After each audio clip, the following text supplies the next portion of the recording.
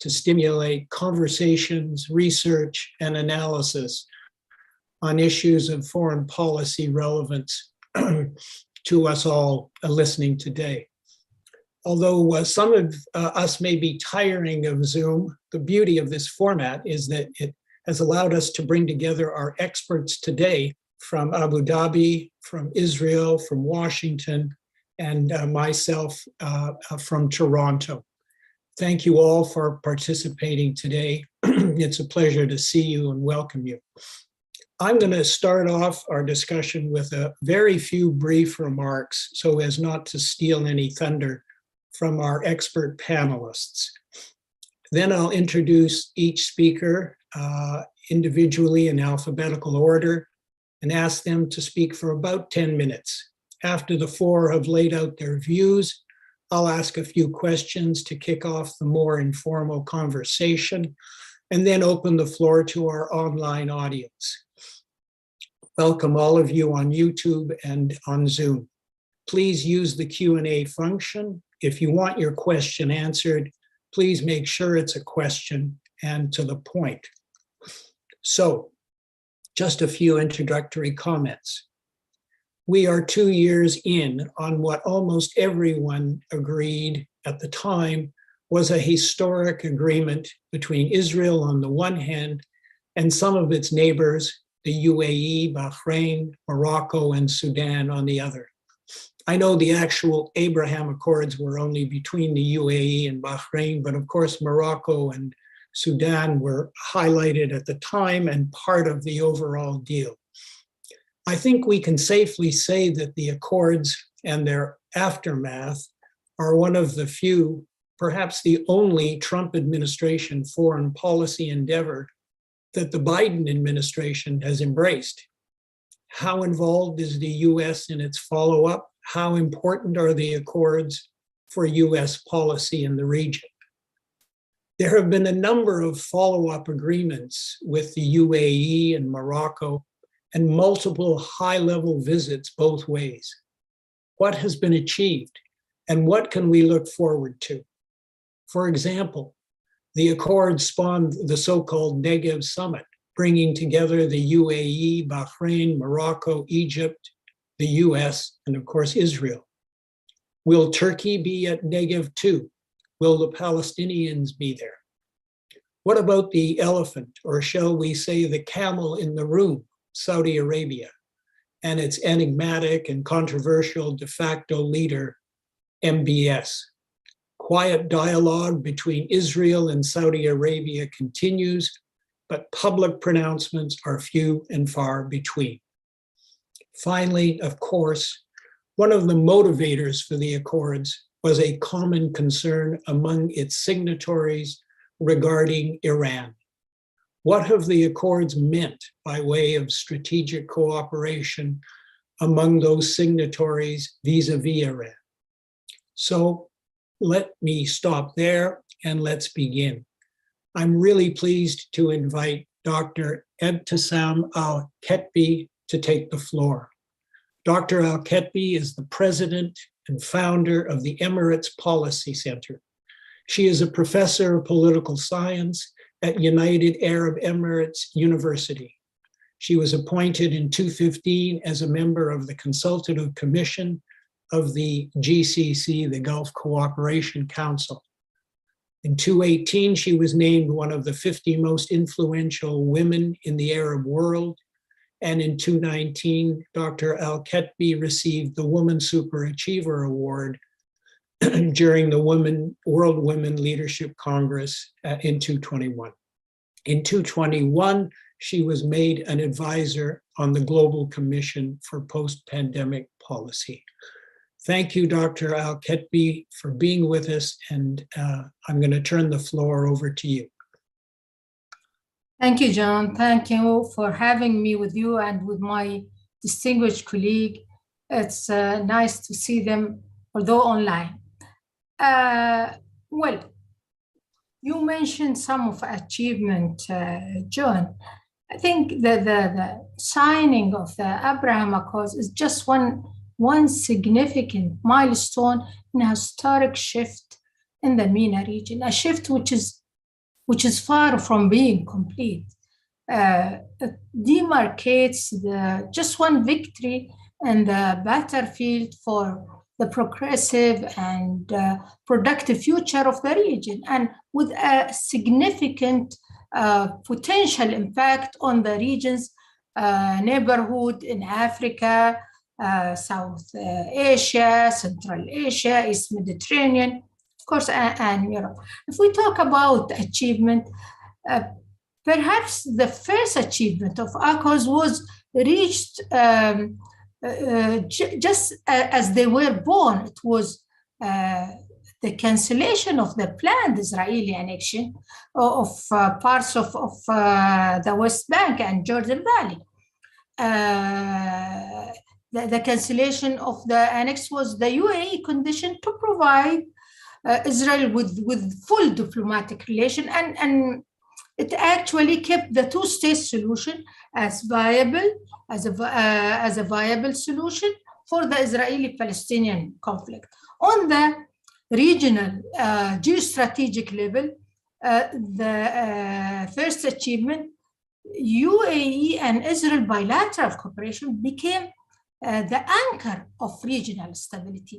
The two partners have worked on agenda to stabilize the region and strengthen the moderate agenda of peace, security, stability, and economic development.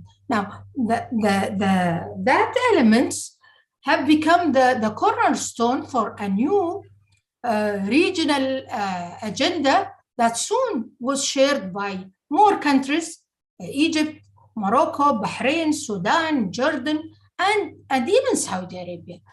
The UAE Israeli efforts are focusing on both diplomacy, bridge building, and soft power.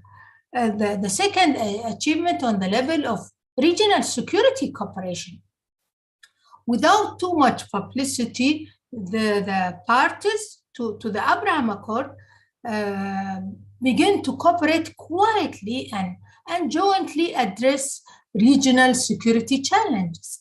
While the discussion, of course, of an Arab NATO is too early and premature, albeit I would say naive, other forms of cooperation are actually happening, deepening and widening.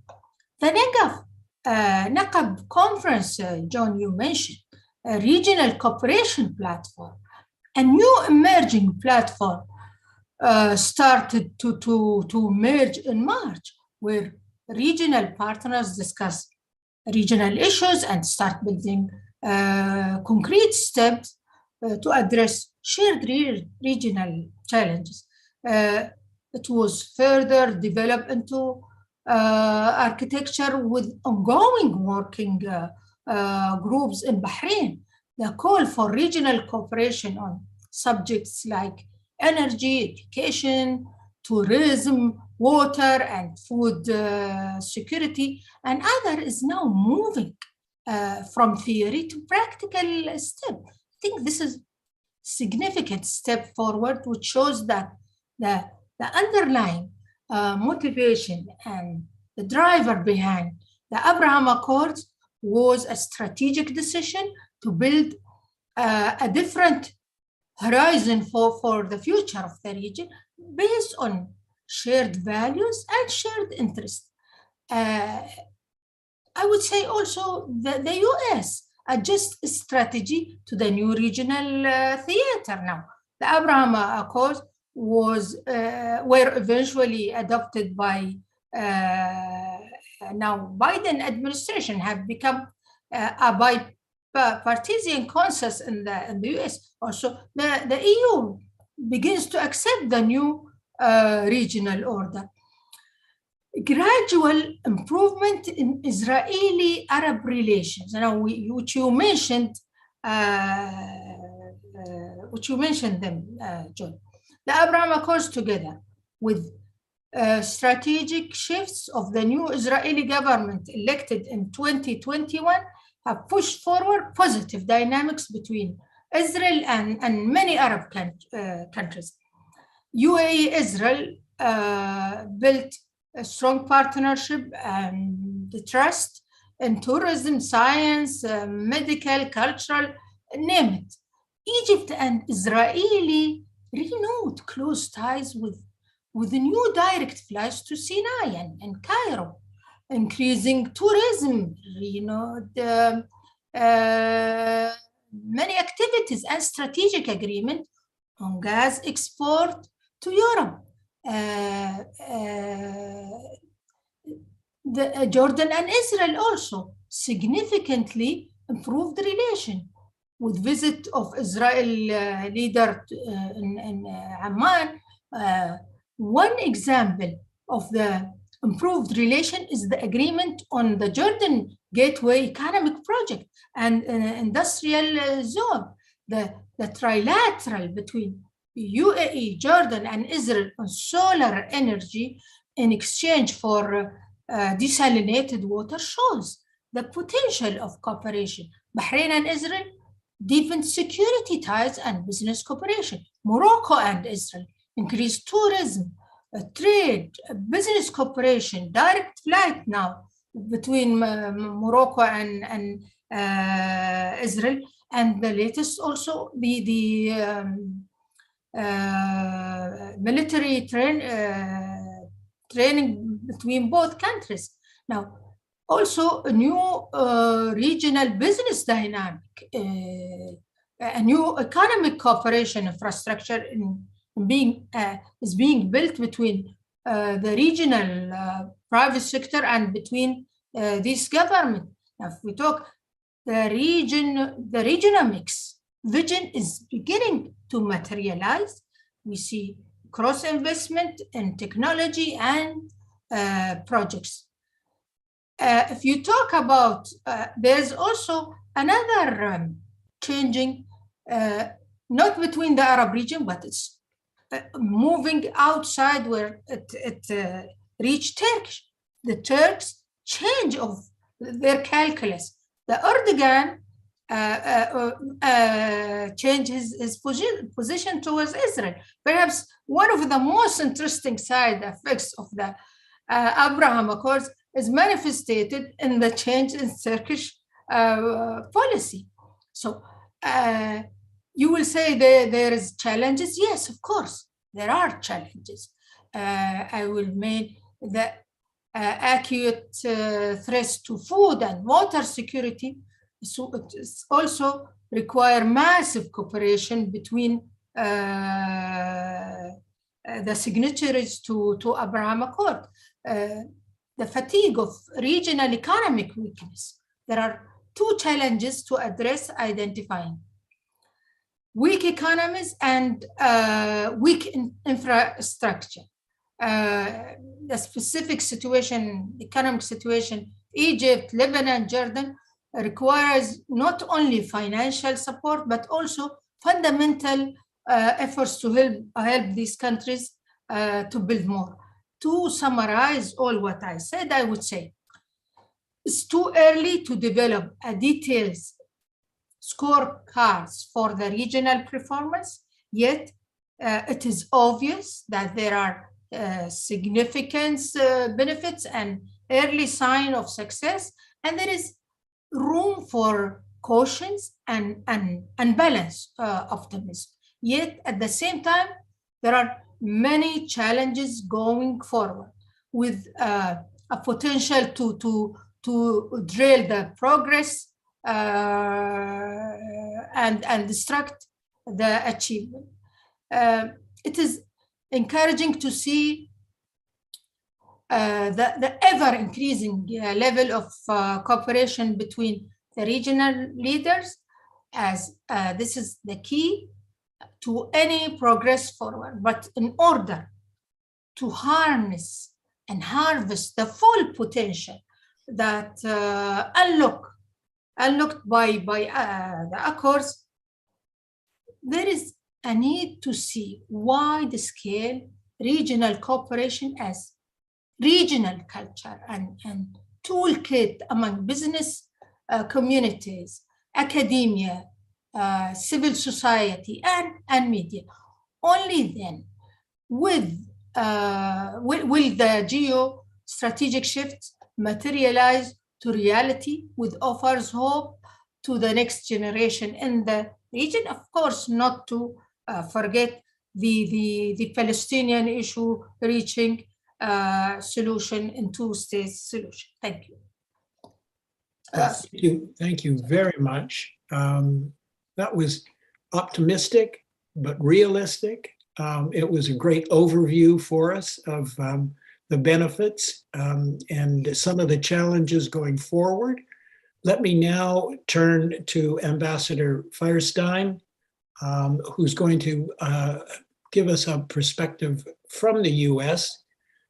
Gerald Firestein is a distinguished senior fellow on US diplomacy at the Middle East Institute and director of its Arabian Peninsula Affairs program. Gerald retired from the US Foreign Service in May 2016 after a 41-year career. As a diplomat, he served abroad in Pakistan, Saudi Arabia, Oman, Lebanon, Jerusalem, and Tunisia. And he served as US ambassador to Yemen from 2010 to 2013. From 2013 until his retirement, Ambassador Firestein was the Principal Deputy Assistant Secretary, the PDAS as we used to call them, for Near Eastern Affairs at the State Department.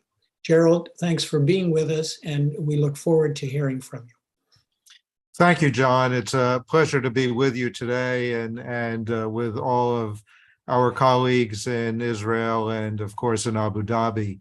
And let me say at the outset that I certainly agree with Ebtisam's initial comments on how the Abraham Accords are playing out in the region and the impact that they've had over these past 2 years. From a U.S. perspective, of course, there has been a steady evolution of the way that the Abraham Accords have been perceived. As both you and Ebtisam noted at the outset, the Biden administration was hesitant about the Accords when they first came into office. There was a great deal of controversy here in the United States related to how the Abraham Accords came about, what they were seen as benefiting, how they were perceived as perhaps allowing for sidestepping the resolution of the Palestinian issue, which has been at the heart of U.S. diplomacy in the region for many decades. And of course, there was some concern that the price that the United States was paying in order to encourage states to agree to the Abraham Accords was quite high.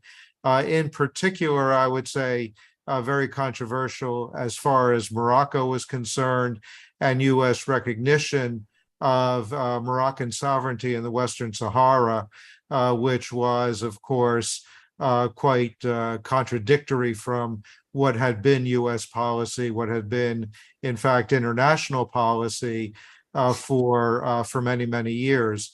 And so there was a lot of uncertainty about whether or not the U.S. would continue to support the Abraham Accords after the Trump administration left office and with the Biden people coming in. I would say that over the past 18 months, almost 2 years now of Biden, we have seen the U.S. Embracing the Abraham Accords much more broadly and optimistically. And I think that it has to do with a number of issues.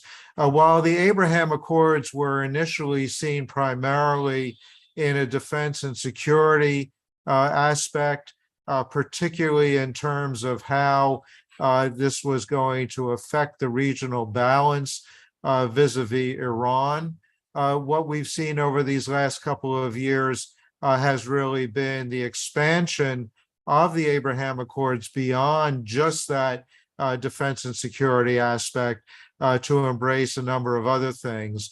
Having said that, of course, I would also note that the country that has been in a position to profit most effectively and which has profited most effectively from the Abraham Accords is the UAE, which had the sophisticated economic and commercial capacity to really engage effectively with the Israeli private sector and to really expand the extent of trade and investment opportunities between those two countries. But even beyond that, I would say that all of the countries have really looked beyond just the Iranian aspect to think about how they can use these new relationships with Israel to benefit their societies.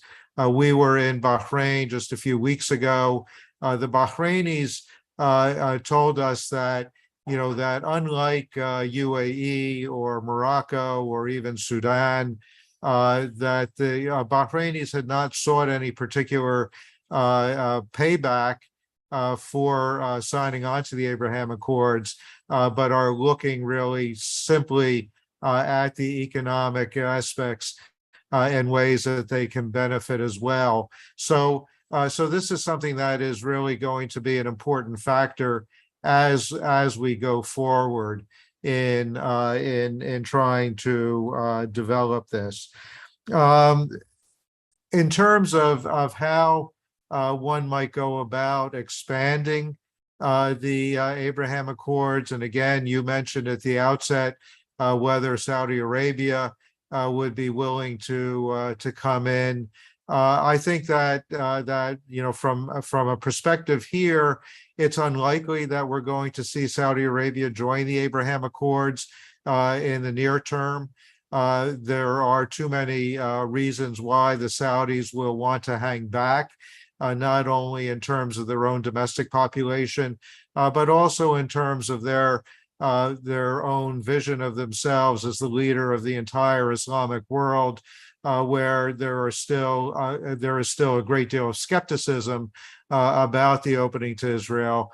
And so the Saudis are going to be very careful about how they go forward.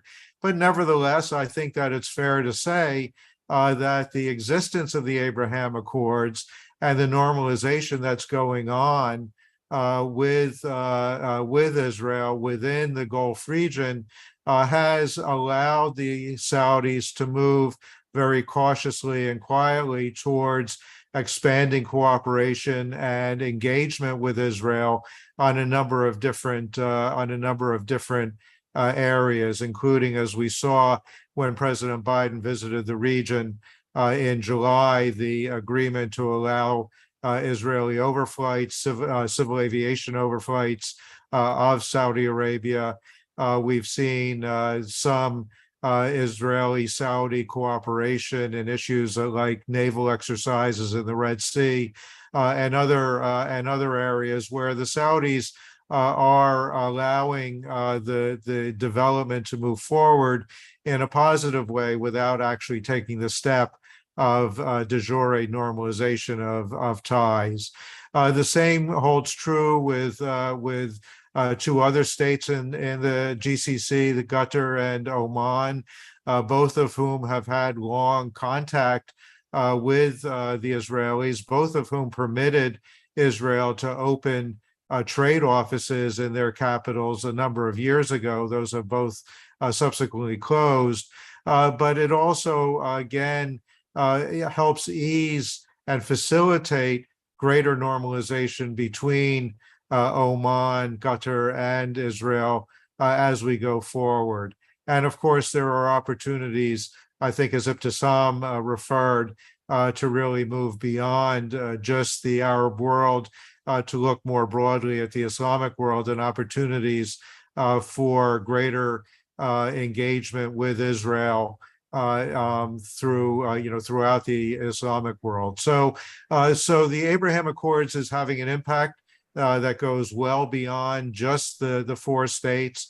We've talked about the Negev Forum, which again is a very important development that expands the Abraham Accords beyond the original four signatories, brings Egypt, Jordan, Iraq into closer proximity with Israel, into a more cooperative and productive relationship with Israel in a broad range of issues. Again, Ebtisam mentioned food security, global public health issues.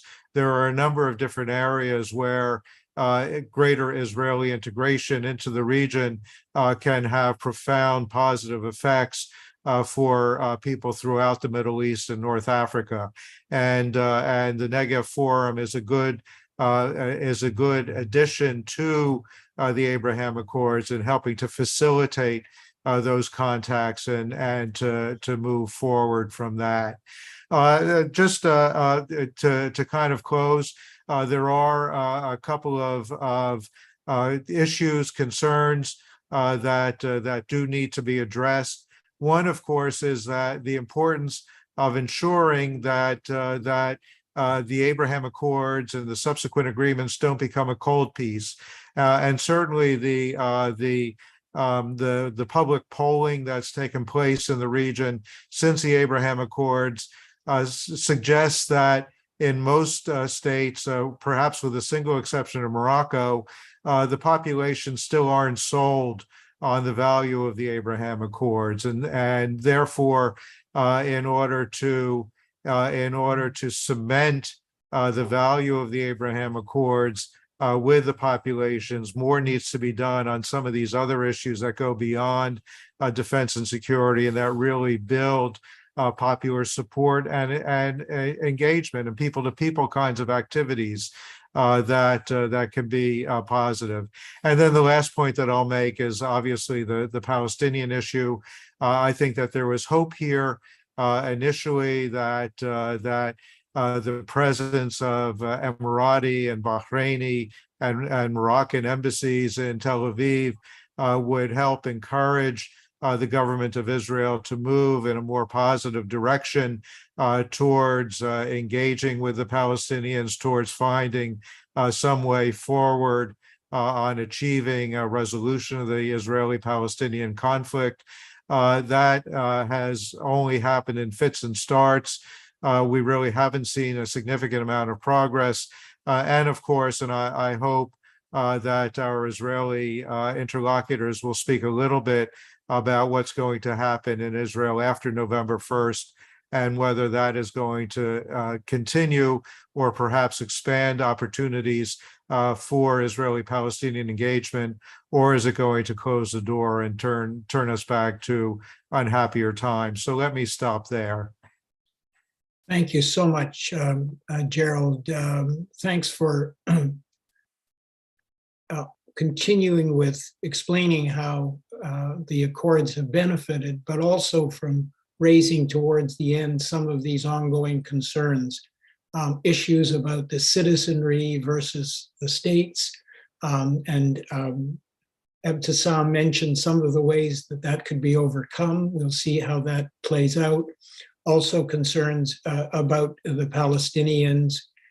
Yes, this was seen as staving off annexation, which at the time was considered one of the great threats to the two-state solution and to peace in the region. But not too much has been done since. And in some ways, I think it's probably arguable that the situation between Arab Israelis within Israel and between Israel and the Palestinians actually has deteriorated to some extent, violence in Jenin and Nablus, etc. But we can come back to that. Let me now turn to Uzi Rabi from Israel, who can perhaps talk about some of those issues or others. Professor Rabi obtained his PhD from Tel Aviv University. He is the director of the Moshe Dayan Center for Middle Eastern and African Studies at Tel Aviv U. A good friend of mine, former director as well. And he's a senior researcher at the Center for Iranian Studies, both at Tel Aviv University. Formerly, he was the head of the Department of Middle Eastern and African History at Tel Aviv U. And from 2004 to 5, he held a visiting professorship at the Lipinski Institute at San Diego State University. Thanks very much for being with us, Professor, and we look forward to hearing from you with an Israeli perspective, a Tel Aviv U perspective. Thanks. Oh, thank you, John. It is always a great pleasure, actually, to just meet you. And of course, it's a great pleasure, actually, to be here with you, especially with my highly esteemed colleagues. And well, I think that what I would like to do is just to stick to some observations I do hold about the Abraham Accords. But let's say that 2 years after, there are some things that must be reckoned with. In my opinion, this is exactly what makes the difference. I remember that 2 years ago when it was signed on, there was a lot of skepticism in Israel. Many reservations were heard. I don't want actually to just go or to delve into it. It came from different circles.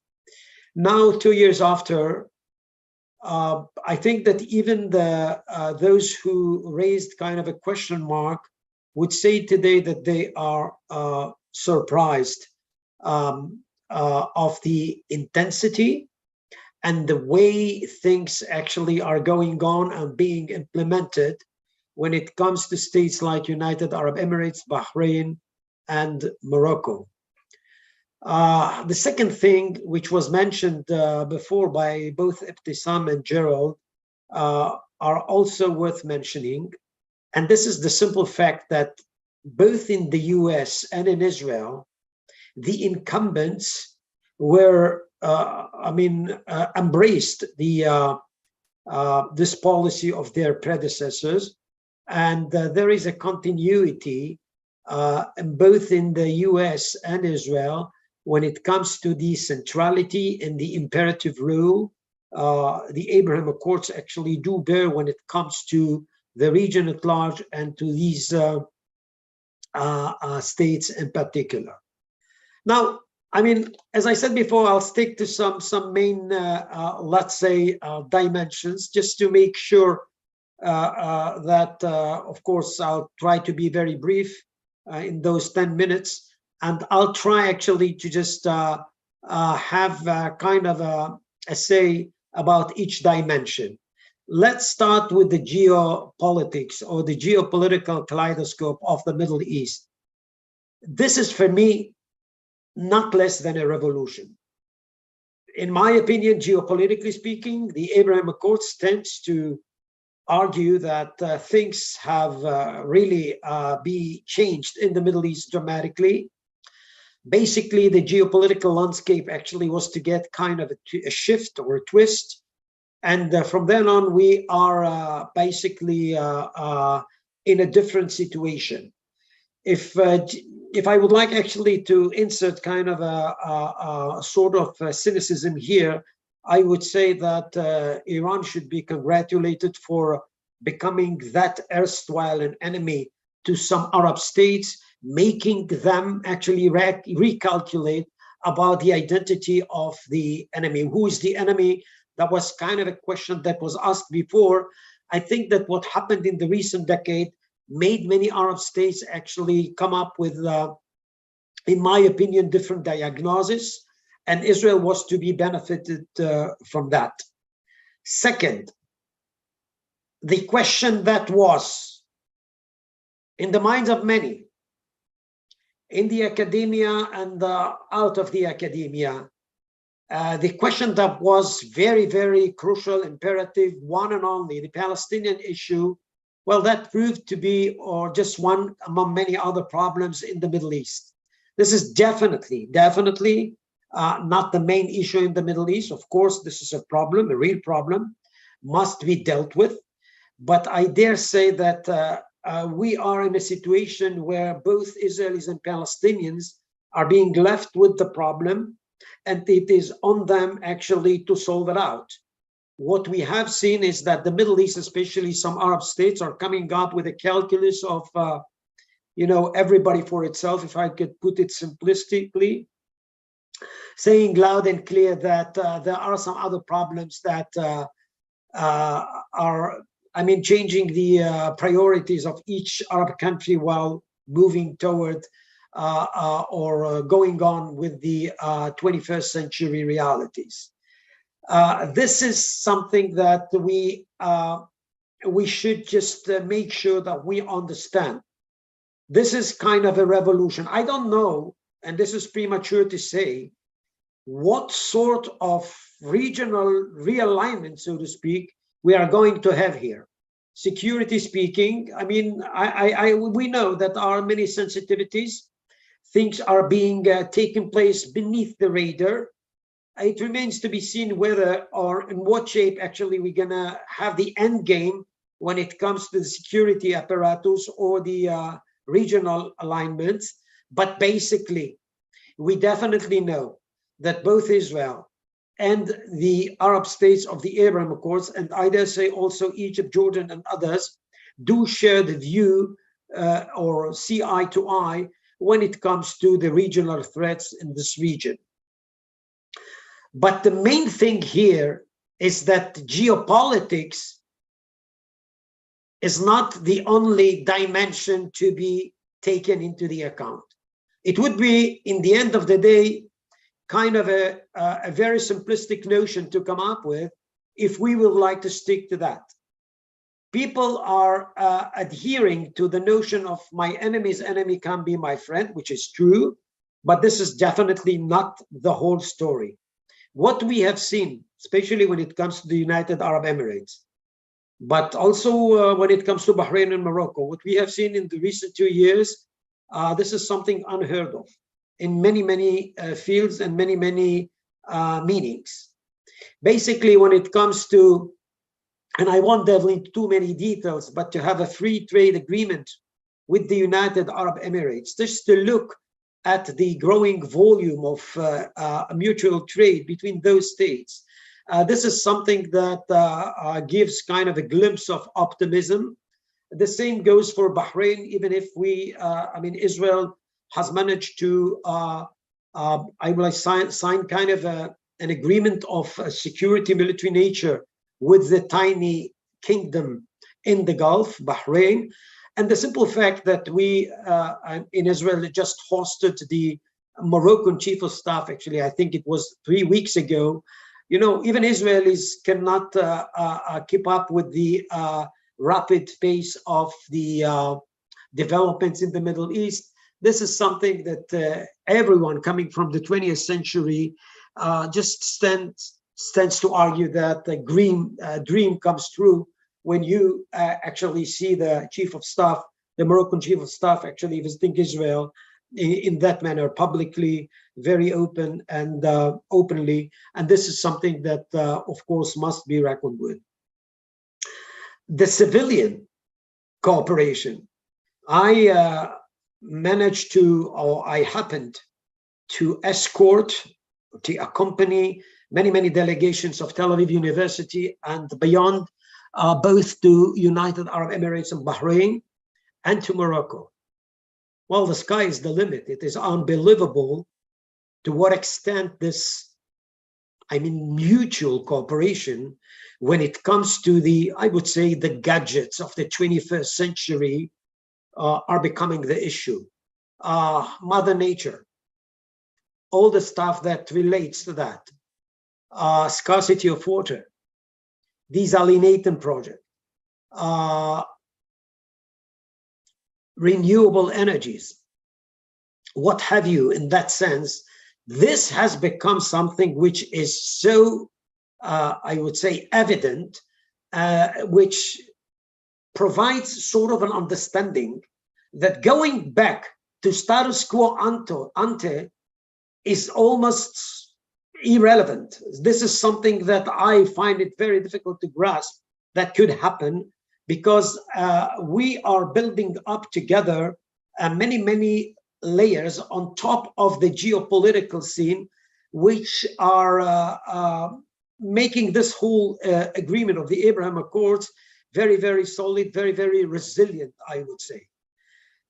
On top of the civilian understandings, let me just give you something. And I know, Gerald, that there are some polls when it comes to the what is the public opinion in United Arab Emirates and Bahrain.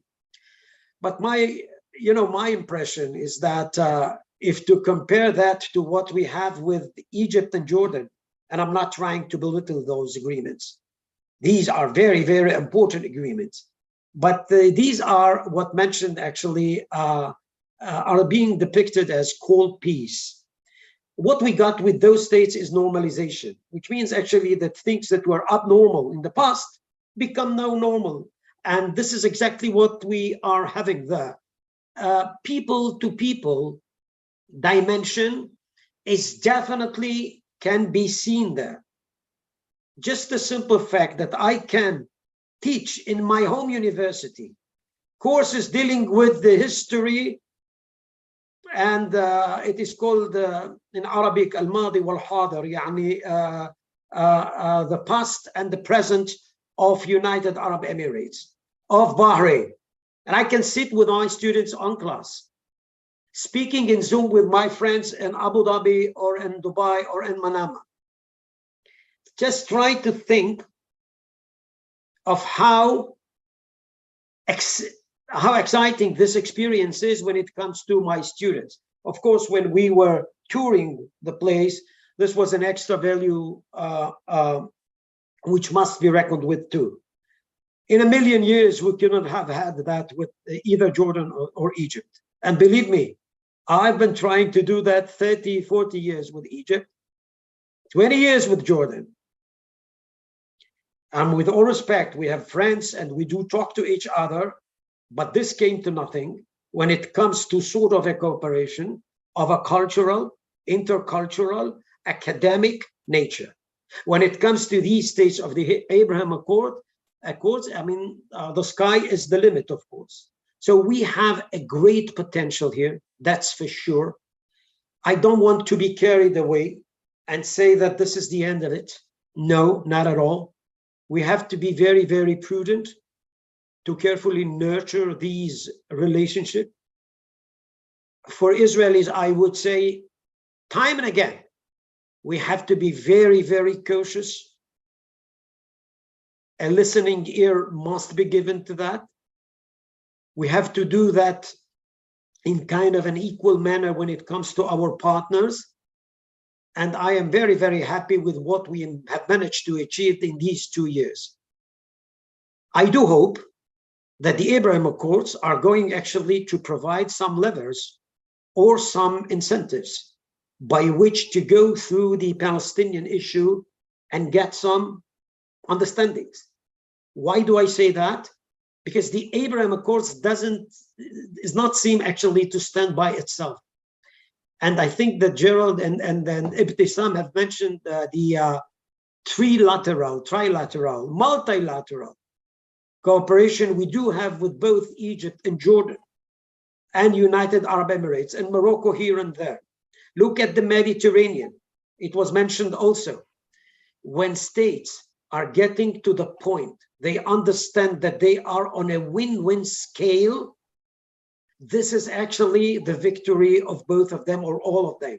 And Turkey is a case to the point, because Turkey actually has managed to understand at a certain point that if she is going to be excluded or excluding itself from what's going on in the Middle East, they are going to be kind of ultimate losers. This is why, in my opinion, Erdogan actually has managed to do some changes when it comes to that.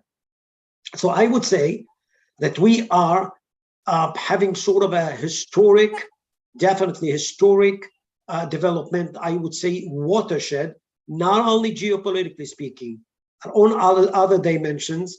And our real challenge is to make the Abraham Accords kind of a model to be followed, and to make sure that whenever we have the opportunity to come up to a win-win scale, look at what's going on nowadays in Lebanon.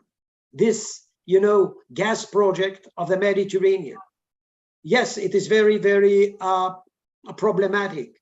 There are many, many arguments of both sides, but it is very important to have a common denominator that starts from kind of a thing by which both sides can be benefited from. And this is the spirit of the Abraham Accords. I do believe that this is kind of a winning model. I do hope that we'll have the wisdom and we would be that wise to know actually how to, as I said before, treat that or nurture this whole thing in kind of a very successful way for the benefits of our next generations here and there. Thank you. Thank you very much, Uzi. Impressive, no question. I think we probably all share the view that this was nothing except a revolution, certainly in terms of recognition of Israel, incorporating Israel into the Middle East in a way that it never has been. And of course, you mentioned the civilian side, where you as an academic and businessman have seen massive change. I think the poll numbers are still there. I think perhaps the citizens on the street still have concerns, and we can talk about those, whether it's a protection of holy sites, whether it's the Palestinian issue, whatever. But there's no question there's been massive progress on so many levels.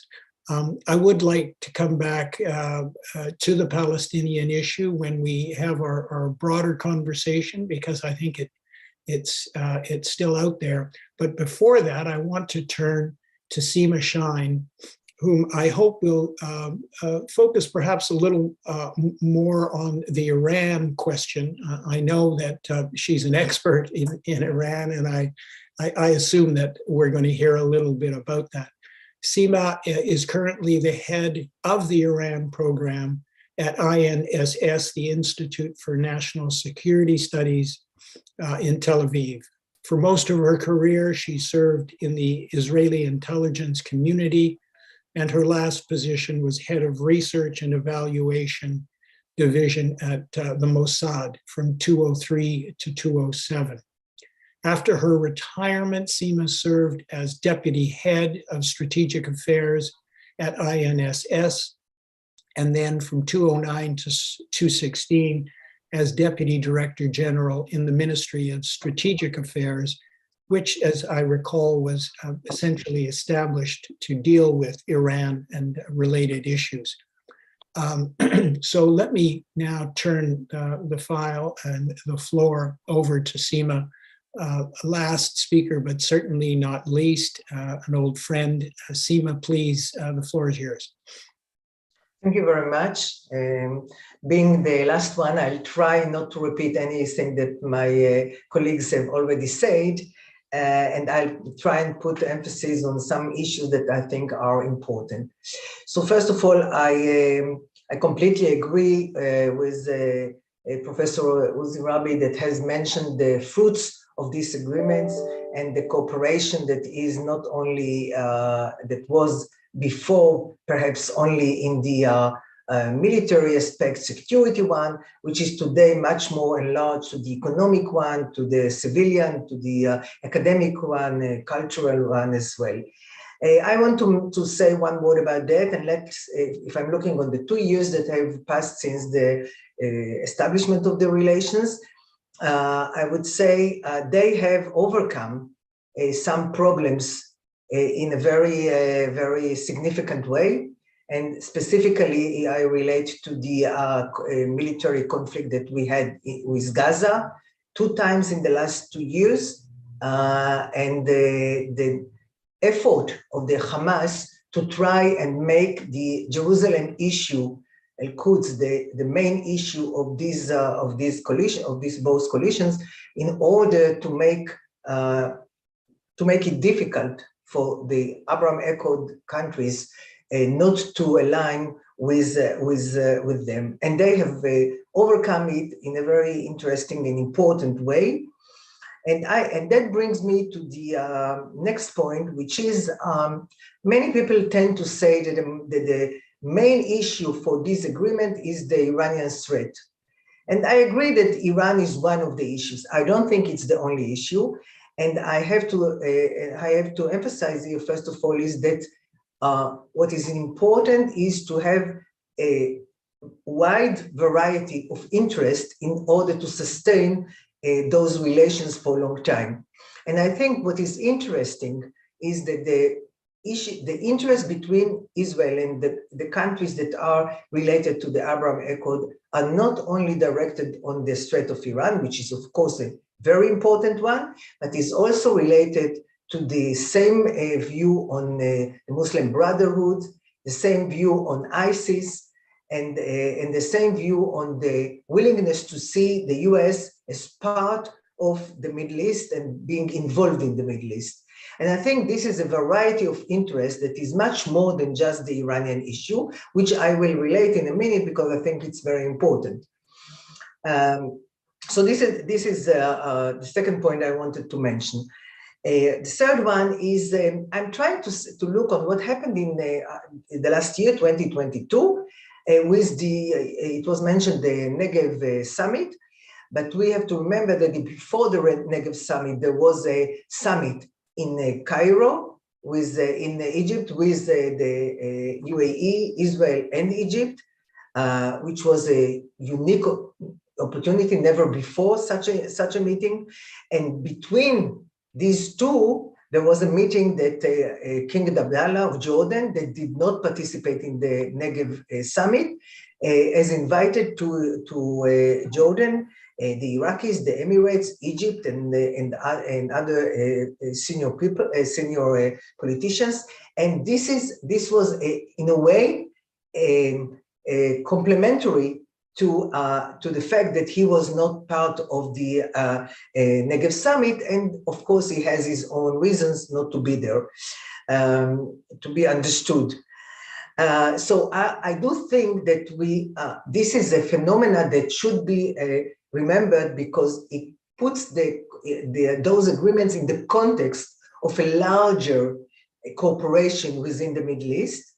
And I think it's not only within this large, let's call it camp or something like that. It's not an homogeneous camp, as everyone has different interests in different aspects, but still there are a lot of common interests.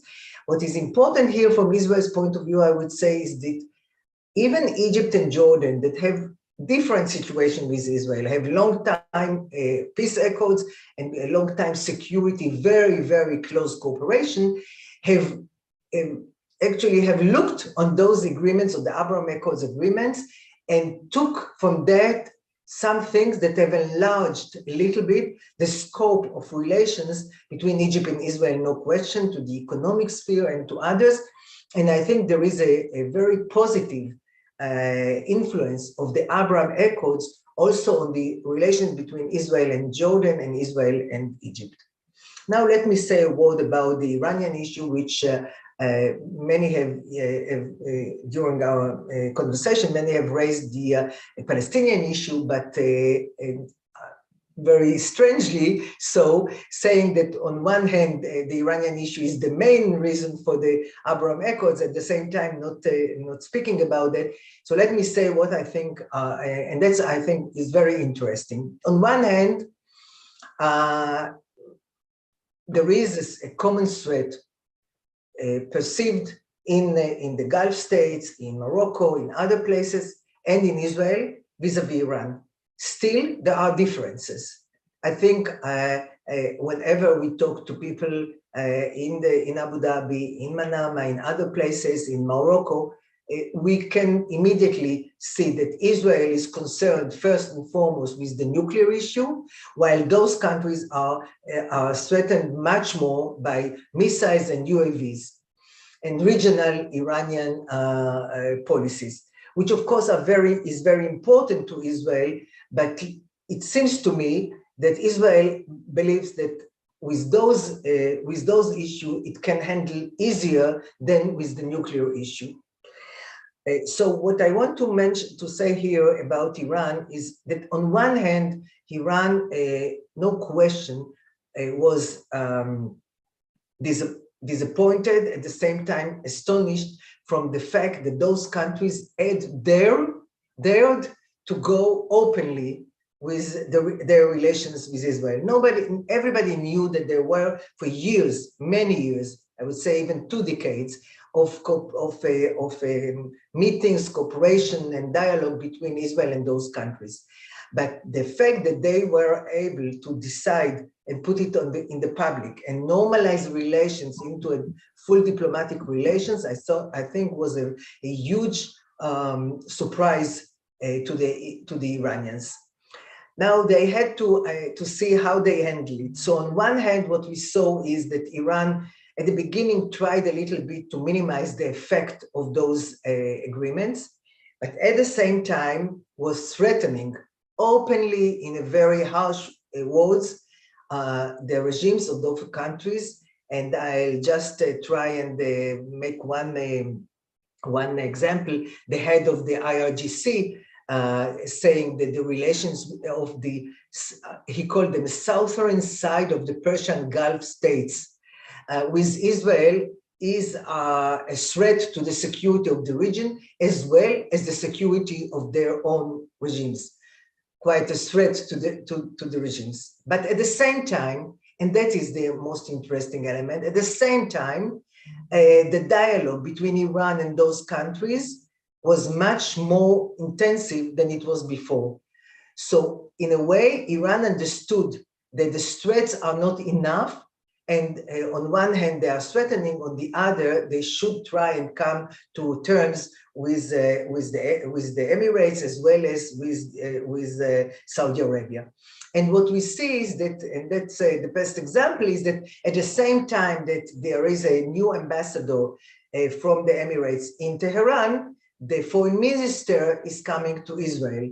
So I think it's very important and very interesting when we look on the foreign policy of the Emirates to see how they handle in a very smart way the relation on one hand with Iran and on the other hand with Israel, and not being threatened neither by the Iranians and not feeling that they have to downgrade relations with Israel because of threats coming from Tehran.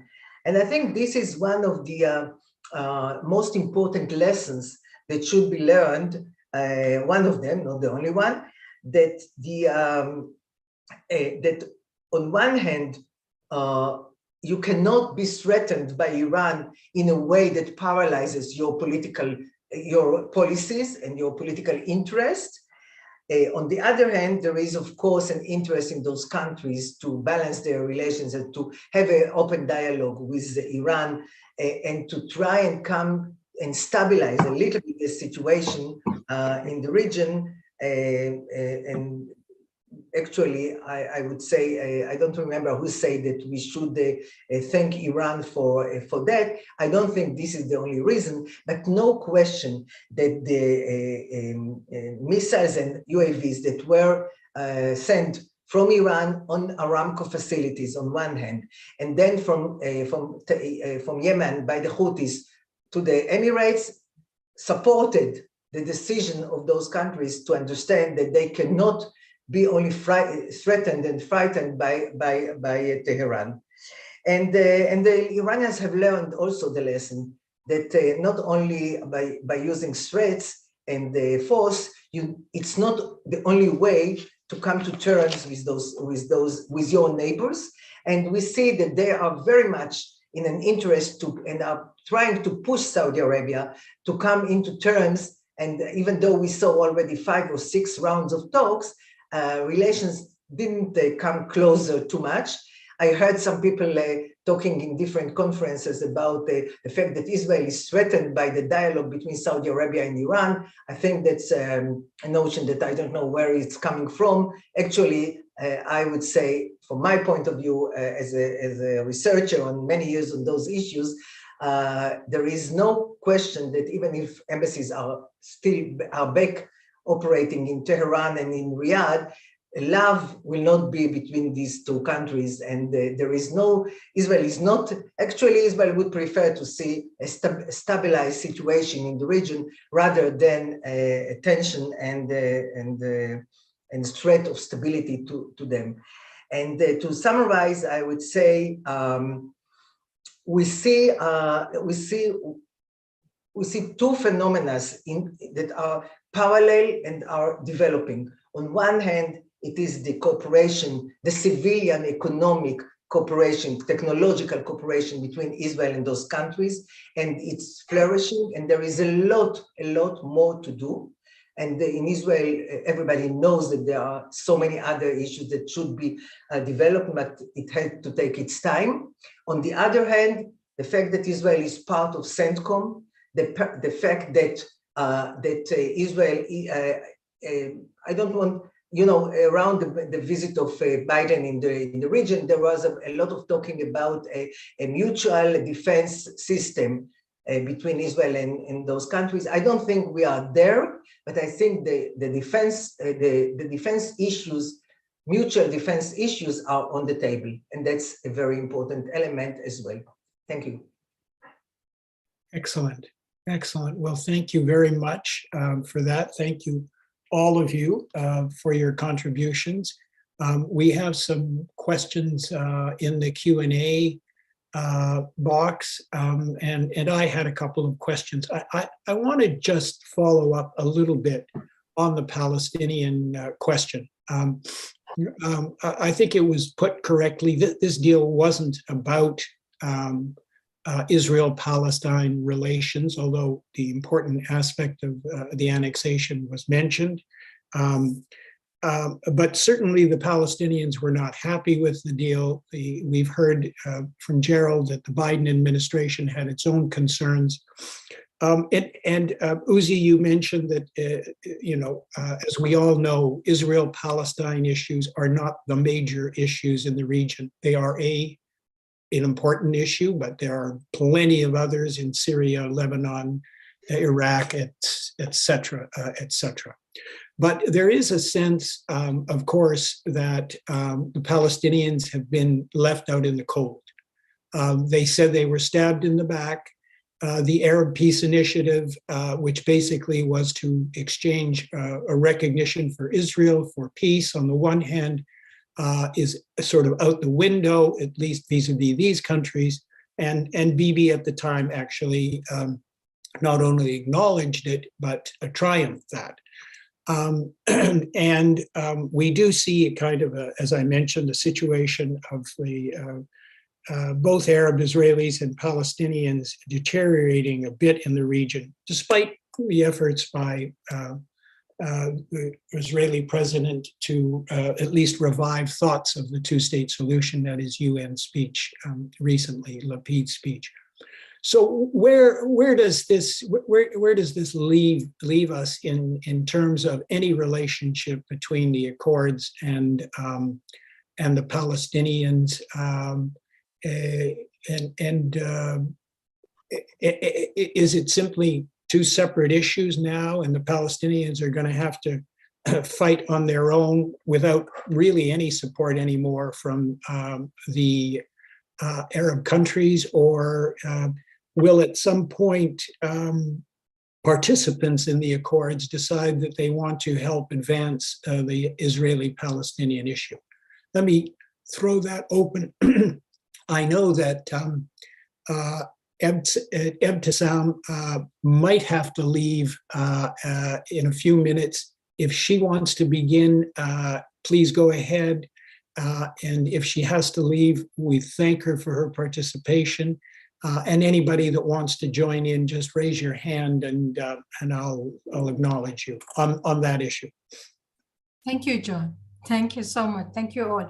I'm sorry that I have to leave. Thank you. See you. Bye. Bye-bye. Gerald, on the question that I posed, thank you. Thank you, John. And I think to be fair, we should note that even though there were expectations when the Biden administration came into office that they were going to move more aggressively to try to reverse some of the decisions that the Trump administration had made about U.S. engagement on the Israeli-Palestinian issue. That has also moved very slowly. We've done some things. They've restored a lot of the funding for UNRWA and other things. They've also reestablished, to a certain extent, an independent diplomatic avenue for engagement with the Palestinians, although not reopening the consulate general in Jerusalem, which had been hoped and expected.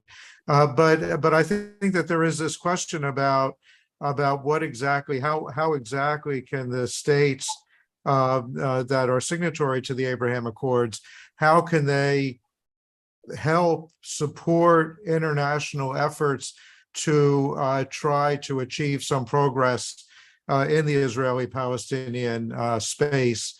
And again, I think that we're waiting to see what happens in a couple of weeks, whether we're going to continue to see a government in Israel that is at least open to the idea of progress, or are we going to see reversion to the Netanyahu era when there was absolutely not only disinterest but active opposition to changing the status quo. I think that the key issue, and you know, there have been a few moments over the past couple of years, as you noted, John, where the situation between Israelis and Palestinians deteriorated. There was the Gaza conflict a year ago that really was beginning to put some of the Gulf states a little bit on edge, because there is a reality that, again, going by the polling data, there is still a great deal of popular concern and support in the region for recognizing an independent Palestinian state, and that people are still very sympathetic to the Palestinians.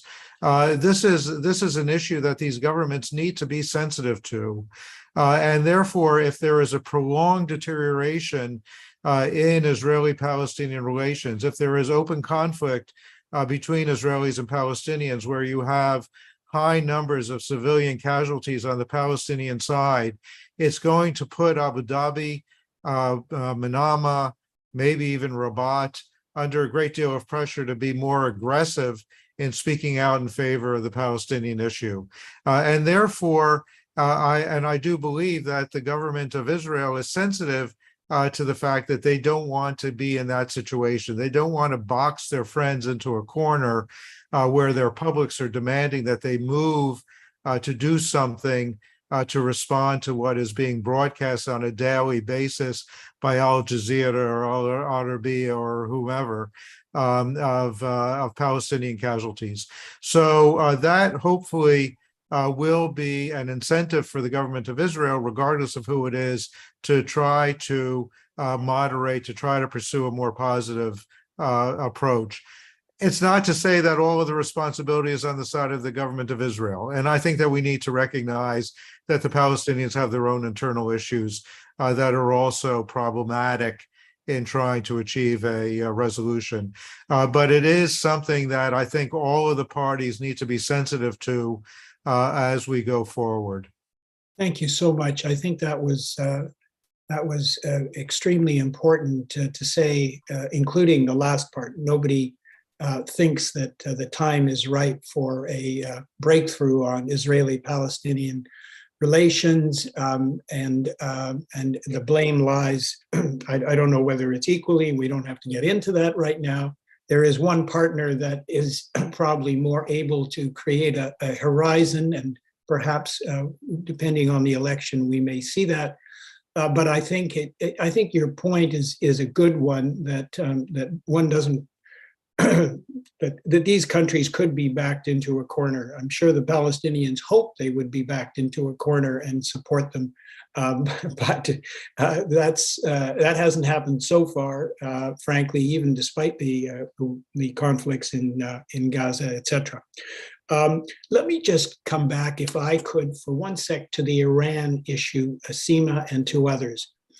So what I really heard was that while the Iran issue is clearly of concern to Israel, nuclear, the others, ballistic, etc., regional stability, there really hasn't been that much in the way of cooperation against Iran. Or am I wrong?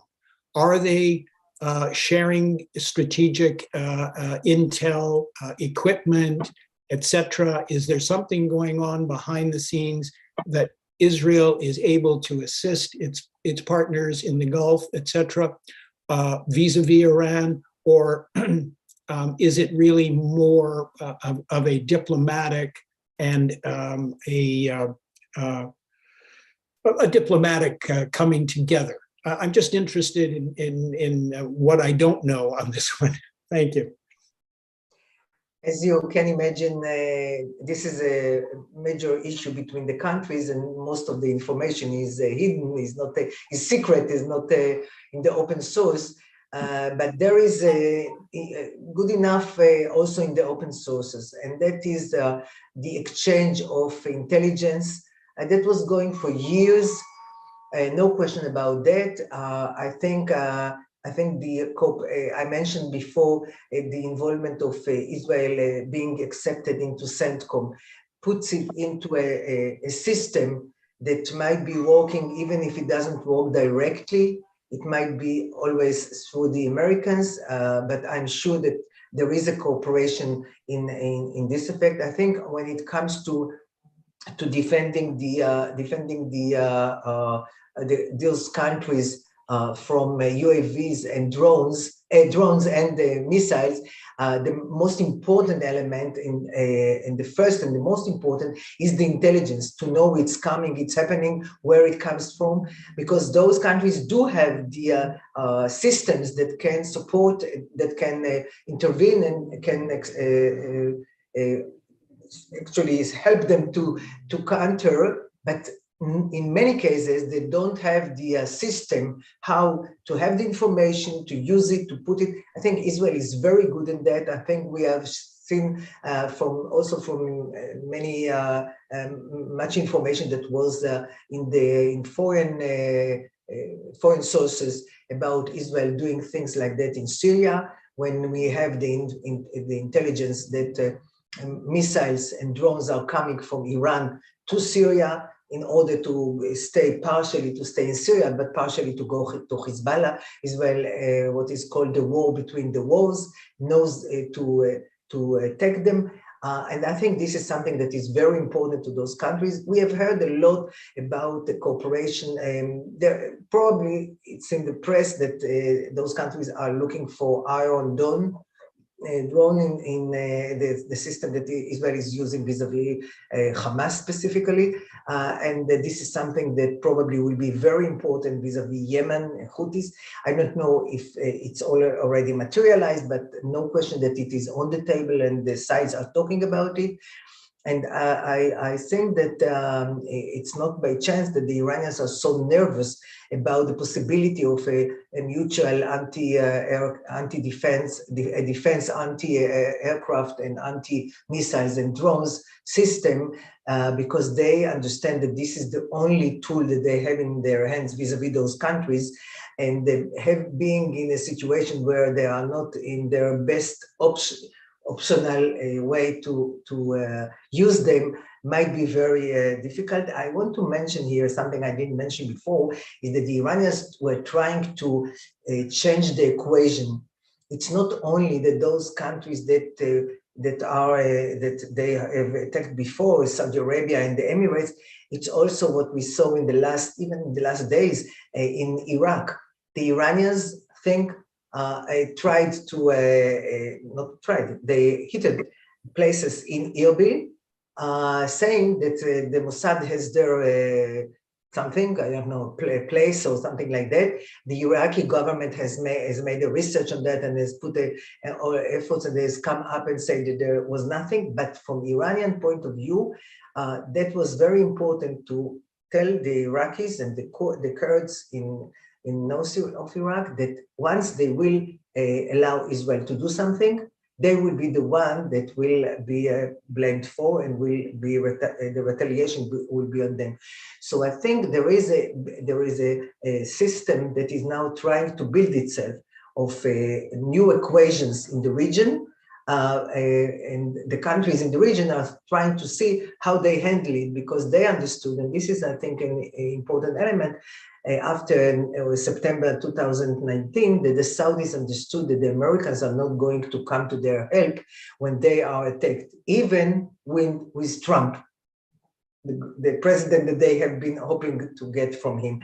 So I think there is a change in the perception that they have, and therefore Israel became more and more important. But as I said before, it's also the issue, and I think in the Emirates it's very, very, very clear.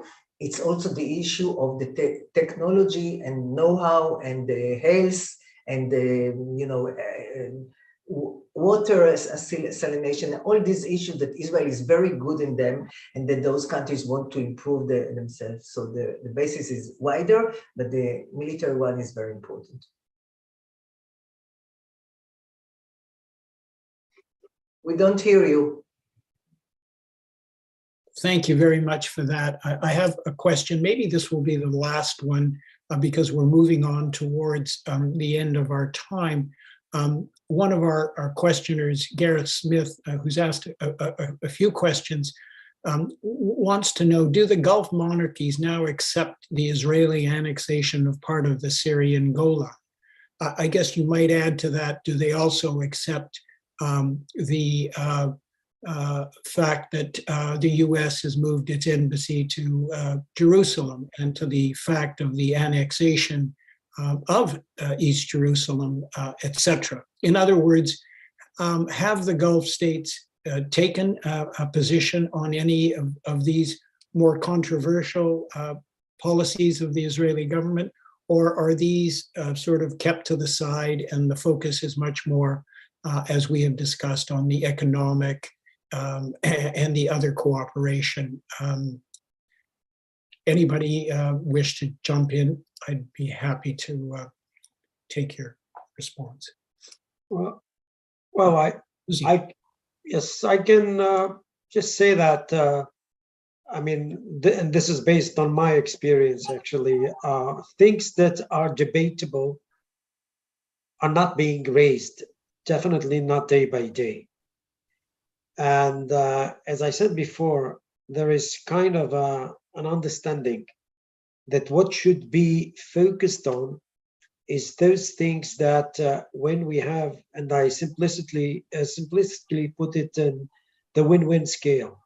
This is something that is very evident there. It is not that, they won't say two states for two peoples. They would say that. That is being said back and forth. What they are going actually to do in order to make this materialize, well, there is a huge, I would say, distance between saying that and sacrificing your interest for that. Now, I think that all that things when it comes to Jerusalem is a very sensitive issue, definitely. But I was escorting some of the delegations coming from Bahrain and the United Arab Emirates and Morocco to Temple Mount. That was not easy for me actually to just go with them there, because many Palestinians were crying or shouting against that, and that was very, very kind of a very awkward, situation. I can tell you that even in the Knesset of Israel, the parliament, some Arab MPs actually were very, very vitriolic when it comes to such issues. So I know that there are sensitivities, but what we have to understand is that, first of all, it takes two to tango. I am being asked time and again about the elephant in the room, which is the Palestinians. And I prudently, with all respect, put it that way. The elephant is still there. The room has been changed. What the Palestinians have failed to understand is that this shift or transition from the 20th century, 21st century, have created many major, I would say, changes in the geopolitical landscape. They were sidelined. Yes, this is why they are so upset, and I can understand them. But, you know, I have to tell you, and I'm speaking on behalf of myself, of course, I can't speak on behalf of Israelis, but I would surmise that most Israelis would tell you nowadays that the implementing the solution of two-state solution, or 2 states for 2 people, a la Oslo, this is not feasible. Just like that, most of them would tell you that. Geographically speaking, demographically speaking, I don't want to delve into too many details. So here is what I think. Yes, I think that those states are very creative. They would like to have an agreement between Israelis and the Palestinians, because this is for them kind of a recipe for a lull, a calmer regional landscape. And this is actually what they are after. But to get that, this is so problematic, because, you know, in the Palestinian fold, you have kind of you know, 2 erstwhile enemies, Hamas and PA, which is Fatah. You know, what you have in the West Bank now is kind of a huge amount of weaponry being actually carried out by young people. This is not the time actually to come up with that. So I think that what we have to do is just to think out of the box, coming up with something that would have to do with the states of the Abraham Accords. Israel should think about that, because Israel cannot allow itself to end up, if the end game is going to become 1 state from River Jordan to the Mediterranean, this would be a disaster for Israel. So this is the dilemma, you know. But what is dictating the rhythm is this micro tactic, you know, flare-ups and skirmishes between Palestinian and Israelis time and again. I know that you know, United Arab Emirates, this is a small country, but even the Saudis have in mind some stuff. They wouldn't actually come up with that as long as MBS is the heir. That could be changed if when he becomes a king, but we'll have to wait. Nowadays, actually, everybody is trying to say something like, you know, for the time being, the time is not ripe for a solution. This is, by the way, exactly what President Joe Biden, while visiting the region, actually was saying. And but I think, and I do believe in that young Palestinians, with young people all over the region, are going to come up with something different agenda. And if the spirit or the atmosphere of the Abraham Accords is going to prevail, yes, we will find sort of a common denominator to get around that, and, you know, to let the region to be driven into a more brighter day. I mean, this is kind of a hope. This is, you can say, this kind of a prayer, but this is for the best of everybody. I mean, the situation with the Palestinians is disastrous, not only for Palestinians. It could be also actually the agony of Israelis in the end of the day. So we have actually to find out sort of a solution. I hope that the Abraham Accords, with some other states following suit, is going to create kind of a platform from which to glean solutions based on economic stuff, technological stuff, but also, of course, stuff that has to do with kind of some practical solutions, politically speaking. This is a hope. I don't see that happening in the near future, but definitely one could or should, you know, maintain this hope, because we do see that there are pros and cons in this region. This is what the Abraham Accords actually taught us, and let's hope that this is going actually to be the upper hand in the future of this region. Thank you very much.